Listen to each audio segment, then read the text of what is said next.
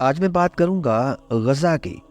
غزہ کا لفظ آج کل دنیا میں بہت مشہور مقبول ہو چکا ہے۔ غزہ غزہ، تحریکیں چلتی ہیں، جلوس نکلتے ہیں، ریلیاں نکلتی ہیں اور ایک غزہ کا لفظ سامنے آتا ہے، لیکن اکثر لوگوں کو نہیں پتا کہ غزہ کیا ہے۔ اگر میں کہوں کہ غزہ دنیا کا سب سے بڑا جیل خانہ، قید خانہ غزہ ہے تو یہ بات غلط نہیں ہوگی۔ فلسطین کا ایک شہر ہے غزہ، ایک تاریخی شہر ہے جہاں اسلام سے قبل بھی بین الاقوامی تجارتی منڈی لگتی تھی، اور قریش مکہ تجارت کے لیے ملک شام جانے کے لیے بحر میت کے پاس سے گزر کے بحر متوسط کے کنارے شام کی ساحلی منڈی غزہ پہنچ جاتے تھے۔ اور میرے سامعین، آپ کو سن کے حیرانگی ہوگی کہ نبی کریم علیہ السلام کے پردادا حضرت ہاشم کو تمام اہل مکہ نے متفقہ طور پر اس قافلے کا تاحیات امیر بنایا تھا جو کثرت کے ساتھ غزہ جایا کرتا تھا۔ یہی وجہ ہے کہ ان کا نام اسی وجہ سے غزہ ہاشم پڑ گیا تھا کہ وہ ہاشم جو بار بار غزہ جاتا ہے تجارت کے لیے، آپ کو امیر قافلہ بنا کے بھیجا جاتا تھا۔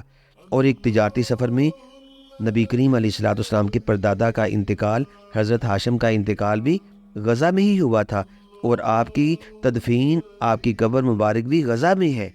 اور غزہ میں آج بھی ایک مسجد ہے جو کہ مسجد ہاشم کہلاتی ہے، وہ حضور علیہ السلام کے پردادا جان کے نام پہ ہے۔ غزہ کی پٹی بحیرہ روم کے کنارے واقع ہے۔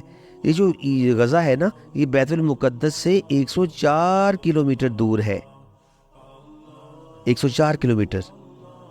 اور غزہ ایک طرح کا ایک بہت بڑا قید خانہ ہے جہاں اسرائیل کی اجازت کے بغیر کوئی پرندہ بھی پر نہیں مار سکتا۔ غزہ کی اپنی کوئی بندرگاہ نہیں، غزہ کا کوئی ایئرپورٹ نہیں ہے، یہاں تک کہ یہاں کوئی ریلوے اسٹیشن بھی نہیں ہے۔ غزہ کے لوگ بس غزہ سے باہر نہیں جا سکتے کیونکہ ان کے پاس کوئی پاسپورٹ ہی کوئی نہیں۔ ان کی اسرائیل کی اجازت کے بغیر نہ بیچارے باہر آ سکتے ہیں، نہ کوئی غزہ بھی جا سکتا ہے۔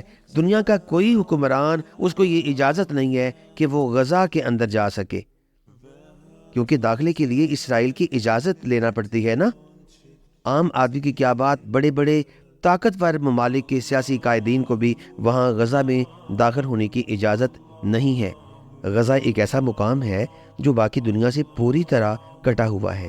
غزہ والے اسرائیل کی اجازت کے بغیر فلسطین کے دیگر شہروں میں حتیٰ کہ مسجد اقصی تک بھی نہیں جا سکتے۔ غزہ والوں کی روزمرہ زندگی کی جو اشیاء ہیں نا، وہ غزہ چوکی سے گزر کے آتی ہیں۔ یہاں تک کہ دودھ، اناج، دوائیاں بھی اسرائیلی چیک پوسٹوں سے گزر کے آتی ہیں، اور ان چوکیوں سے گزرنے والے تمام اشیاء پر اسرائیلی بھاری ٹیکس عائد کر دیتے ہیں۔ سابق ذی وقار، اقوام متحدہ نے اسرائیل کے خلاف 50 سے زیادہ قراردادیں منظور کی ہیں۔ اسرائیل کے خلاف، اس کے جبر و استبداد کے خلاف، اس کے ظلم و ستم کے خلاف 50 مرتبہ اقوام متحدہ نے قرارداد منظور کی، لیکن اسرائیل نے اس کی کوئی پرواہ نہیں کی۔ پتہ نہیں یہ قرارداد منظور ہوتی تھی یا ایک نورہ کشتی ہوتی تھی۔ لگتا تو یہی ہے کہ یہ ایک نورہ کشتی ہوتی تھی۔ غزہ میں بجلی، پیٹرول اور گیس کی ہمیشہ قلت رہتی ہے۔ یہی وجہ ہے کہ غزہ میں دنیا کی سب سے زیادہ مہنگائی وہاں پائی جاتی ہے، اور غربت بھی انتہا کی ہے۔ غربت بھی بہت زیادہ ہے غزہ کے اندر، اور یہ غزہ کے مسلمانوں کے لیے کون اٹھے گا؟ غزہ کے بچوں کی چیخ و پکار پہ کون اٹھے گا؟ یہ وہی اٹھے گا۔ میری دعا ہے اللہ کریم اسلامی ممالک کے سربراہان کو اللہ ایمان کی غیرت عطا فرما دے، ایمانی قوت عطا فرمائے۔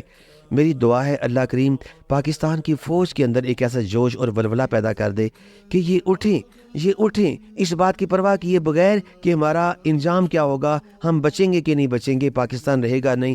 اللہ کی قسم پاکستان بھی رہے گا، پاکستان کی فوج بھی رہے گی۔ ہمیں اسلام کی سربلندی کے لیے، اپنے فلسطین کے مسلمان بہن بھائیوں کے لیے، ان یہود و ہنود کا مقابلہ کرنے کے لیے سینہ سپر ہونا چاہیے، نکلنا چاہیے۔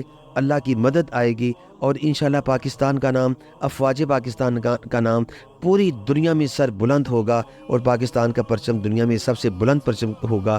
ایک بار ہمت کرو، میرے پاک فوج کے جوانوں، میری پاک فوج، ہمت کیجئے، ڈرو نہیں۔ جو اللہ سے ڈرتا ہے اس سے سارے ڈرتے ہیں، اور جو اللہ سے نہیں ڈرتا اسے پھر سب سے ڈرنا پڑتا ہے۔